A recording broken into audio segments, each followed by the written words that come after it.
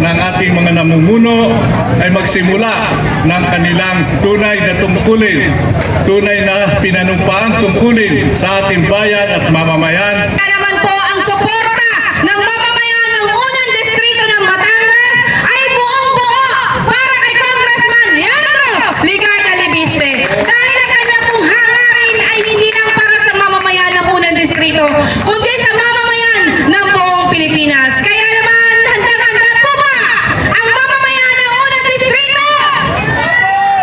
Handa pa po ba kayo sa mga susunod na araw? Iyon ang sinasabi sa mga Batanggenyong magigiting. At ngayon naman po ay hihinga naman po natin ang mensahe ng kanyang pong pakikisa, ang ating kagalang-galang na mayor ng bayan ng Nasugbu, Mayor Tony Barcelon.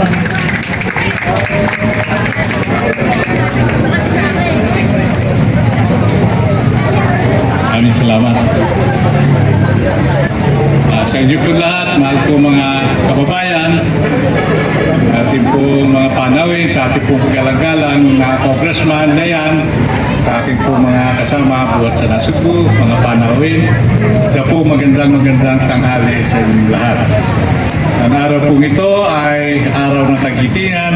Sana po ay isadiwa natin, ay alay natin ang araw na ito sa mga taong nagbuwis ng buhay at naging alalay ng bansa ng Pilipinas upang tayo ay maging malaya ang mga magigiting nating mga nasa kabilang buhay na. Ito pong pagkakataon to ay napakalaking bagay sa pasimula ng taong ito. Alam po natin ang mga nangyayari, subalit kakaunti po ang tao na pumapansin. At pasalamat po tayo sa ating kagalang-galang na congressman at sinimulan niya ang mga adhikain ito. Tama-tama, tayo ay nasa unang distrito. Tayo rin po ang kauna-unahan sa Pilipinas na magagawa ng kilos na ito upang magkaroon ng pabago ang ating mga sistema sa gobyerno. Ang salitang pagbabago ay bata po ako ay naririnig ko na. Subalit ang nangyayari ay hindi nagbabago. Sapagkat natural po sa ating mga Pilipino ang pagiging mabait. Sana po sa pagkakataong ito, naramdaman natin ang kapalit ng pagiging mabait. Tayo po ay gumawa ng mga alituntunin na makakatanggap ay ang ating mga kababayan upang umunlad at maging masagana ang ating buhay. Narinig niyo po sa ating mga kasama kanina ang layunin ng pagtitipong ito. Sana po tayo ay magpalawak sa ating mga kasamahan kung bakit tayo ay nandito sa kilusang ito upang tunay nating makantam ang isang tunay na pagbabago at pagkakaisa ng mga Pilipino. Dalangin din po natin ng ating mga namumuno ay magsimula ng kanilang tunay na tungkulin, tunay na pinanumpaang tungkulin sa ating bayan at mamamayan upang makatam natin ang isang tunay na pagbabago at kaunlaran sa ating buhay. Kaya sa inyo po lahat, sa ating po mga panawin, magandang tanghali, inyo pong isadiwa ang araw na ito, ating pong dalahin sa ating mga kaibigan, bahay at kasamahan ang diwa ng pagkakaisa, pagbabago upang tuloy-tuloy na magbago ang ating bayan para sa tunay na kaunlaran. Marami pong salamat. Maraming salamat po sa ating butihing mayor ng Nasugbu. Talaga nga pong wala nang mahihiling ang ating bayan ng Nasugbu. Meron na silang mayor. Meron pa silang congressman na handang sumuporta sa laban ng mamamayan. Kaya palakpakan po natin ang ating mga sarili dahil nasadya pong kulang na lang ay ang ating pagpupursige sa mga susunod pang mga araw upang dinggin ng gobyerno ang ating mga kahilingan. At susunod naman po magsasalita mula pa rin po sa bayan ng Balayan ng kanila pong leader na si Veronica.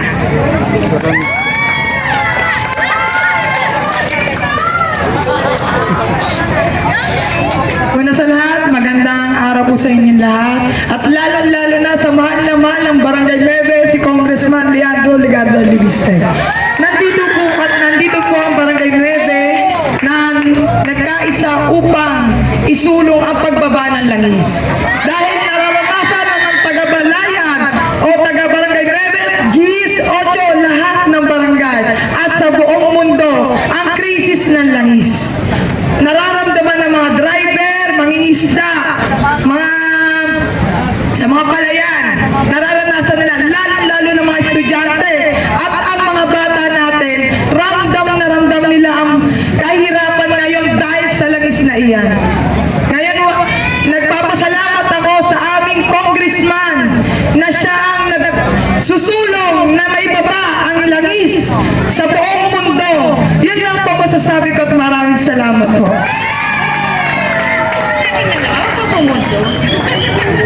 Maraming salamat po sa inyo. At ngayon pong araw nga ay narito na rin po ang ating mga kasama mula sa National, ang Amihan Federation of Peasant Women. Naririto po ngayon ang National Deputy Secretary ng Piston. Naririto rin po. At hihingan po natin sila ng mensahe. Mula po sa Amihan, Kakati. Magandang umaga, Congressman Leviste. Kahapon kamiting ko ang inyong nanay sa Senado at binanggit niya doon na ang Senado ay nagdesisyon ng ibasura ang excise tax. Pero ang Rehimeng Marcos ay pinag-iisipan pa. No? Mahigit isang buwan na itong nangyaring gera sa Middle East, pero ngayon ay nag-uusap pa rin hanggang ngayon yung mga committee ng iba't ibang ahensya ng gobyerno upang pag-usapan daw yung krisis natin sa enerhiya. Nakikisa ang Organisasyon ng Kababaihang Magbubukid sa buong Pilipinas sa inyong panawagan na dapat ibasura na ang VAT, ang value added tax at ganun din ang excise tax ng langis. At higit sa lahat, nananawagan tayo, alam ko kasama si Congressman Leviste, yung pagbabasura ng oil deregulation law na siyang pinagbumulan itong tuloy-tuloy na pagtaas ng presyo ng langis. Wala pa man yung gera sa Middle East nung nagdaang buwan ay halos linggo-linggo tumataas ang presyo ng langis. At tayong mga kababaihan ang todo-todong nahihirapan dito sa walang patlang o yung price shock ng presyo ng langis dahil tayo yung nagbabudget. Ano po? Kaya hindi kataka-taka ang daming mga nanay dito na nagbahagi dun sa nananawagan na dapat lang ibasura yung excise tax ng langis. At hindi lang nanay sa Batangas ang nananawagan dito, kundi yung nanay sa buong Pilipinas na apektado dito sa napakataas na presyo ng langis. At nagpupugay ako sa inyong Congressman Leviste dahil siya pala yung congressman na nagpahayag, nagtototong pagpapahayag para sa pagbabasura ng excise tax at ng value added tax.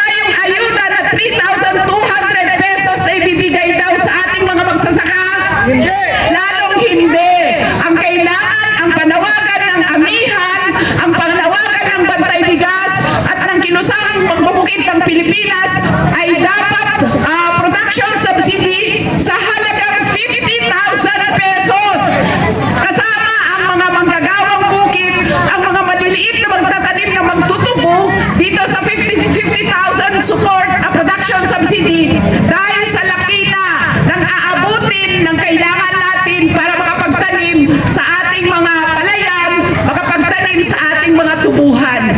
At alam ko na sinusuportahan ito ni Congressman Leviste dahil ang puso ni Congressman Leviste ay nasa puso ng mga maliliit na mamamayang Pilipino.